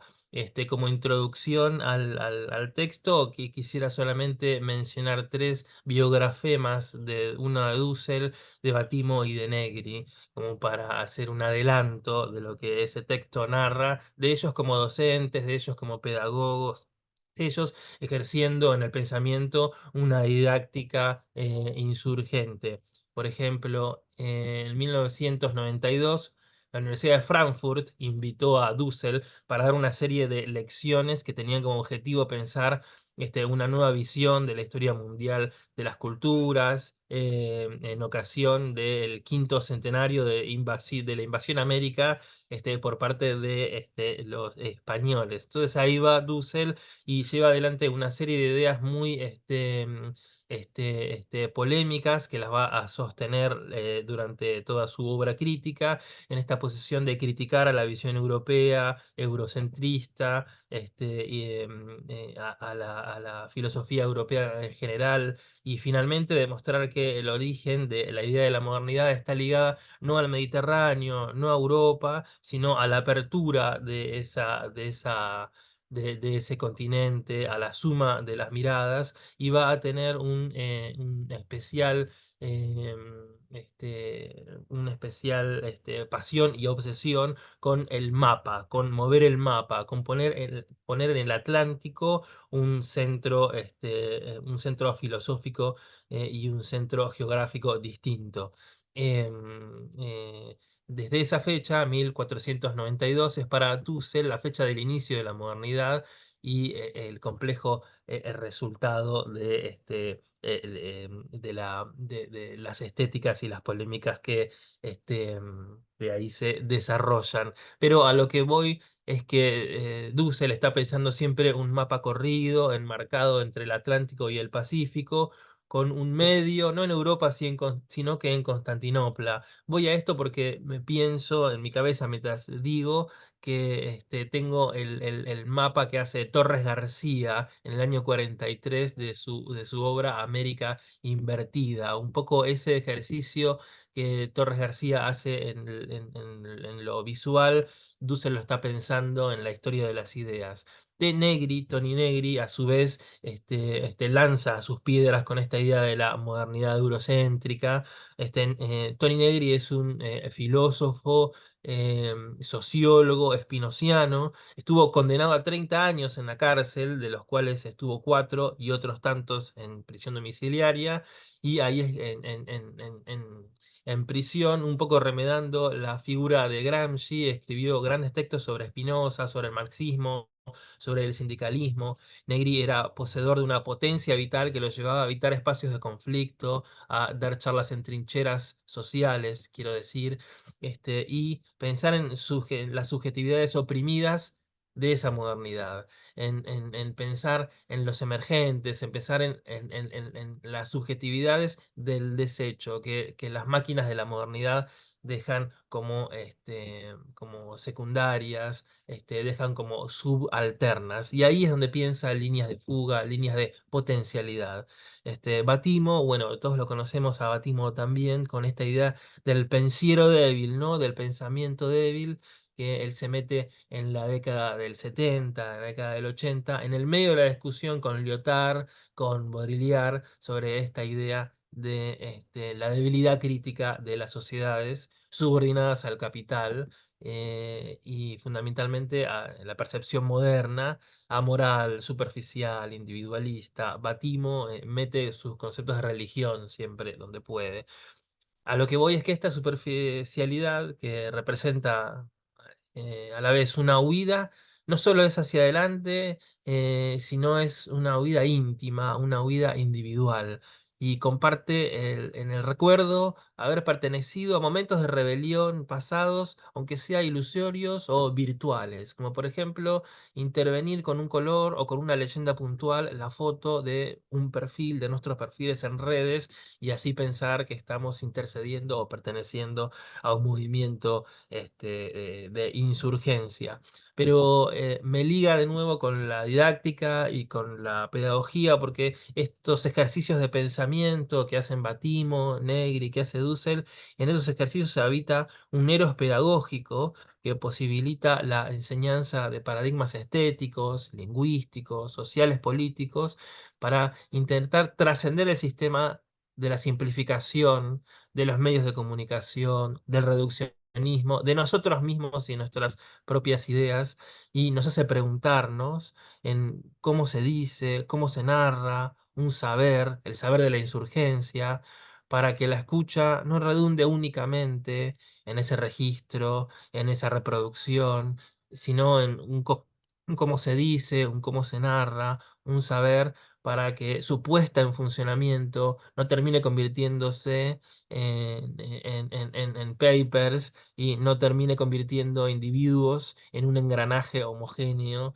sino que pueda emancipar de alguna manera a docentes, a estudiantes, diseñadores, poetas, traductores. Bueno, ahí va la cuestión. Eh, un saludo como si estuviéramos en la radio. Un saludo a Keira, mi querida Ana, a Cábana y a Anabela. Y adelanto mi pregunta primera. ¿Cuándo Eduardo Russo, va a publicar el libro sobre Lynch que una vez prometió en una presentación de un cuaderno anterior? Muchas gracias. Muchas gracias, Juan. Vamos a volver un poquito para cerrar a que ustedes vean que es el cuaderno número 227, el que tienen que leer. No podemos hablar de que este grupo tenga una debilidad crítica como la que mencionaba Juan recién con respecto a Bátimo. Acá hay que decir que los distintos escritos funcionan como estratos que provocan entre sí todo el tiempo pliegues dinámicos de pensamiento. Esta es la idea, que tiendan al pensamiento. Entonces se abren horizontes interpretativos complejos, plurales, que convocan a que este precioso ejemplar sea leído.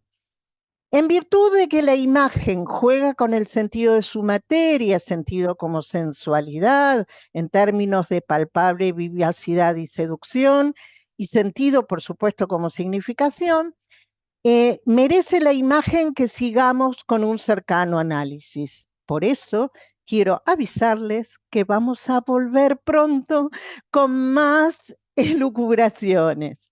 Bueno, vamos entonces a dar paso a las preguntas. Bien, los escucho. A ver si tengo preguntas en el chat. Bien, no tengo preguntas. ¿Hay alguien que quiera hacer una pregunta? Les pido por favor que lo escriban en el chat, yo lo leo. Luego, ¿quieren charlar? Hay algo que me quedó también, es que como todo, de algún modo, lo hablé cuando presenté el cuaderno del año pasado, ¿no? La circularidad, ¿no?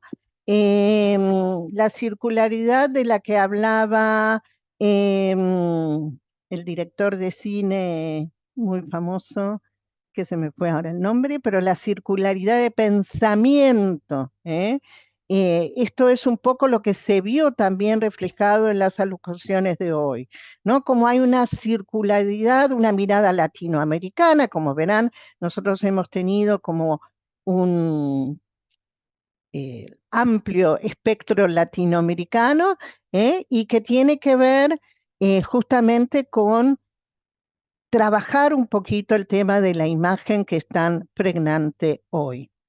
Bien, los escucho. ¿Algo para decir?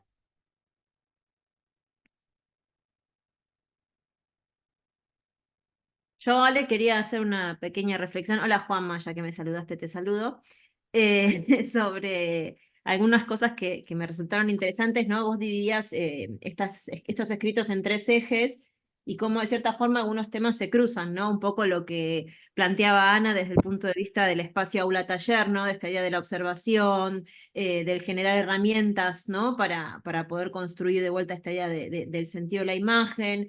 Un poco lo que hablaba Camilo también, ¿no? Del consumo desenfrenado de imagen, y digo, cómo esos temas se ven atravesados por todos estos ejes de la escritura. Fue algo que pensaba mientras los escuchaba a los colegas. Exacto, sí, por eso este eje de la enseñanza, las visiones y preocupaciones didácticas siempre está presente en los cuadernos, ¿no? Exactamente. Camilo. Intervengo sin levantar la mano, no encontré dónde estaba levantar la mano, pero tal cual como... Puede ser una manito real Sí. también, ¿eh? Sí, pero tal cual, como mencionaba Anabela, también me llamó mucho la atención como ese cruce que se encontraba principalmente con el tema del problema de los usuarios, como de esa situación que podemos ver en los contextos contemporáneos de manejos tecnológicos, como cada vez en este rol de consumidores y principalmente lo que ella hablaba de una de las motivaciones principales cuando empecé con este tema era como esta uniformidad, que creo que lo hablábamos en algún momento o en algún texto contigo, Ale, era a partir de Mark Fisher, toda la crisis contemporánea de la uniformidad, de estar en esta anedonia, que es como lo menciona, y es de estar como siempre embelesados con las mismas imágenes, y eso pues yo lo encontré también con mucha resonancia, aparte de la presentación que nos hizo Anabela, también en la presentación de Javier y Mariana, en esta